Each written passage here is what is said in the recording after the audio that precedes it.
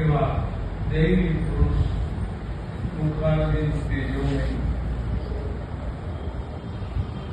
આંખના મોતી એ આપણે કહેવામાં આવતું કે એમની આંખ સામે આપણે જોઈ નહીં શકતા, એટલું આંખની અંદરથી પ્રકાશ વહેતું હતું. વળી પાછા 6 ફૂટની ઊંચાઈવાળા હતા, ગોરું શરીર અને વળી પાછા લંબોદર, એટલે હાથ લાંબા હતા. આપણા હાથ ઘૂંટણની ઉપર રહે, એમના હાથ ઘૂંટણની નીચે જતા, પગના ઉભા રહી અને ઘૂંટણની નીચે જતા.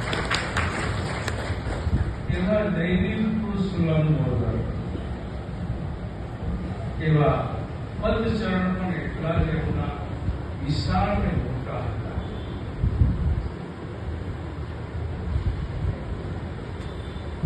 એવા દૈનિક પુરુષ દાદા પુરુષ જયરામદાસજી સાહેબના એ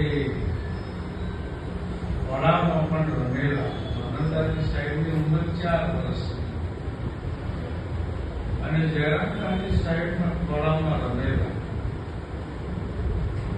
જયરામદાસજી સાહેબના વડામાં બેસી જતા, વળી પાછા આંગળી પકડીને ઉભા કરતા જયરામદાસજી સાહેબ, અને વળી પાછા પોતે ગાદી પર બેસી જતા અને જયરામદાસ સાહેબ બંધની કરતા, વળી જયરામદાસ સાહેબ પદ પર બેસતા, મનોહરદાસ સાહેબ બંધની કરતા.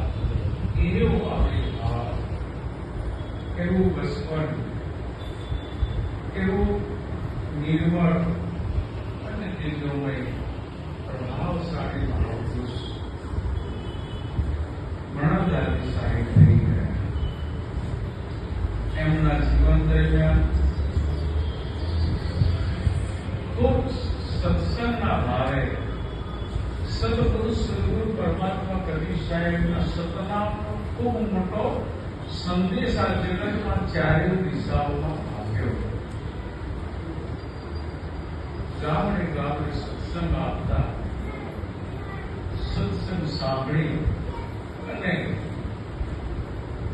જગતના જીવો પોતાને કલ્યાણકારી સમજતા, કલ્યાણકારી થઈ ગયા, તો ભાવ પ્રગટ કર્યો. એમના જીવન દરમિયાન મોટા ભાગના ભગતોની યાત્રા પણ ખૂબ કરાવી. યાત્રા કરવા, પ્રવાસ યાત્રા કરવા લઈ જતા. એ વખત બસોનો વ્યવહાર નહીં, તો આખી ટ્રેન રોકતા, 2-3 ડબ્બા ટ્રેનના ડબ્બા રોકી લેતા અને આખી ટ્રેન ગઈ અને સાહેબ ઉત્તર ભારત, એક વખત ફરી દક્ષિણ ભારત, મધ્ય ભારત, આ બધામાં 3 વખત યાત્રા પ્રવાસ કાઢી અને સતીસેવક ભક્તોને યાત્રા કરાવી. આવા રીતે પણ ભક્તોને કલ્યાણકારી બનાવ્યા છે. એટલે એવા મહાપુરુષનું સાનિધ્ય અમને મળ્યું છે. અમારું બહુ મોટું સદભાગ્ય હતું કે એવા સદગુરુદેવનું આપણને સાનિધ્ય, એમની સેવા, એમના દર્શન અમને પ્રાપ્ત થયું. વચન સિદ્ધિ મહાપુરુષ હતા. મહત્વનું તો એ હતું કે જેને તેને જે કહી દે ને એ ભગતનું કાર્ય એ રીતના સિદ્ધ થઈ જતું. હું નાનો હતો, થોડીક મારી ધમાલ વધારે ધમાલ બહુ પડતો, એટલે મને બોલાવીને કહ્યું, આજથી તમારે ગાદી, ગુરુ ગાદીની સેવા પૂજા કરીને જ તમારે સ્કૂલે જવાનું. આ મને સોંપી દીધું. એટલે ગુરુ ગાદીની સેવા પૂજા, અગરબત્તી, સાંજ સુફાઈ, દીવો, અગરબત્તી, પૂજા ભાવ કરી અને પછી અમે હું સ્કૂલે જતો. એવો રોજનો નિયમ મારા માટે થઈ ગયો. તો એક દિવસ પ્રતાપનગર પાસે 16 નંબરની સ્કૂલ આજે પણ છે. 16 નંબરની સ્કૂલમાં અમે ભણવા જતા. ત્યાં અમને ભણવા મોકલ્યા. અહીંથી ચાલતા જવાનું, અહીંથી ચાલતા જવાનું. આપણે તો 5 પડિયા લેવા જવું, લાવ જરા ચાલે, પાછા જ છે પણ લાવ જરા ચાલે. હા, કઈ તો ચાલીને જવાનું. પછી આપણે 1.5 કિલોમીટર તો આપણે અહીંથી લાલબાગ એટલું ભજુ આપના એ તમારા આ રીતના ચાલી છે. એક દિવસ પરીક્ષાનો ટાઈમ અને આ બધું પાછું ભક્તિ પ્રબોધમાં સદગુરુદેવના પરચા છાપી દીધા છે કે મને આવો અનુભવ, વચન સિદ્ધિ મહાપુરુષનો આવો મને અનુભવ થયો છે. વહેલા પરીક્ષા ચાલુ થઈ, પહેલું પેપર, અને મને તો સોંપ્યો એટલે સેવા કાર્યમાં હું તો લાગી ગયો. સેવા કાર્યમાં લાગી ગયો અને યાદ આવ્યું કે આજે તો મારું વિજ્ઞાન પ્રવાહનું પેપર છે. પરીક્ષાનું પહેલું જ પેપર વિજ્ઞાન પ્રવાહ. અને હું સમાધિની સેવા કરતો હતો, વહેલો સેવા કરતો. પેપરનો ટાઈમ અહીં થઈ ગયેલો મંદિરમાં જ. હું સેવા પૂરી કરી અને ચાલતો જવું તો અડધો પોણો કલાક તો થઈ જાય. દોડતો ને દોડતો હું વહેલો તમારે ત્યાં સ્કૂલમાં ગયો. મને મનમાં રસ્તામાં સંકલ્પ વિકલ્પ થતા કે હવે આટલો કલાક પોણો કલાક લેટ જઈશ, મને પરીક્ષા આપવા દેશે કે કેમ, મને બેસવા દેશે કે કેમ, મને પેપર લખવા આપશે કે કેમ. આવો ચિંતામાં ચાલ્યો જતો કઈ જઈ અને મારા ક્લાસમાં જઈ અને છાનો માનો જે બેસી ગયો. કેમ કે ક્લાસમાં જે સુપરવાઇઝર ટીચર હતા તે ક્લાસમાં નતા એટલે હું છાનો માનો જઈ બેન્ચ પર બેસી ગયો.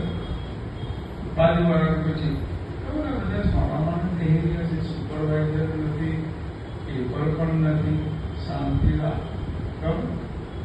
હજી પેપર જ નહીં આવ્યા, પરીક્ષાના પેપર લેટ પડેલા.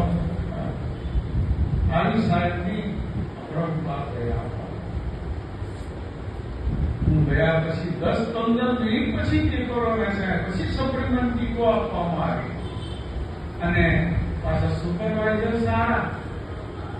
1 કલાક પેપર લેટ આવ્યું તો ચાલો 1 કલાકનું તમને લખાઈ દો બધાને. વગર વિચાર અડધું પેપર તો એ ક્લાસ સુપરવાઇઝરે લખાઈ દીધેલો કે તમે લેટ પડ્યા ને ત્યારે મારા તરફથી હું લખાઈ દીધું. આમ કરીને પહેલું પેપર આ રીતના આપેલું. સાહેબ કરીને ગયા તો પેપર રૂપે પેલી તપાસ કરી. પહેલા તો સ્કૂટરો બહુ છે, જે ટ્યુન પટાવાળા હોય ને તે સાયકલ લઈને જાય, પાછળ કેરિયર પર બાંધી અને પેપર લઈ આવવાના.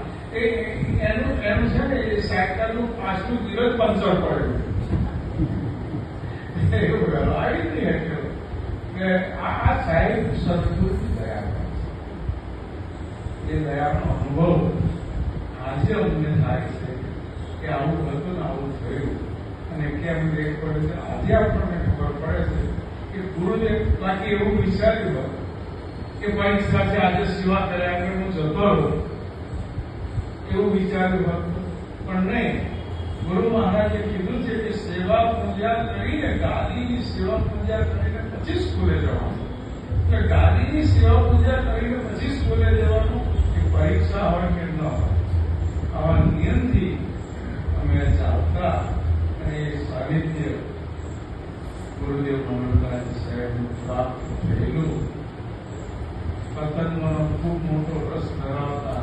અહીંયા જેટલા બાળકો બધાને તમારે એક પીલું આપી દેતા, પતંગ ચગાવવા લાગે, ચાલો આનંદ કરો પહેલા એમ કરીને બધા નાના બાળકોને પતંગ ચગાવવાનું. આવું બધું ખૂબ આનંદ વિભોર આત્મા સ્વરૂપ હતા. માટે સંત સ્વરૂપી સદગુરુ છે સાક્ષાત એવા મહાન પ્રતાપી મહાપુરુષ હતા. જ્યાં ન કહેતા આજે તો અમારા ખંડેલાના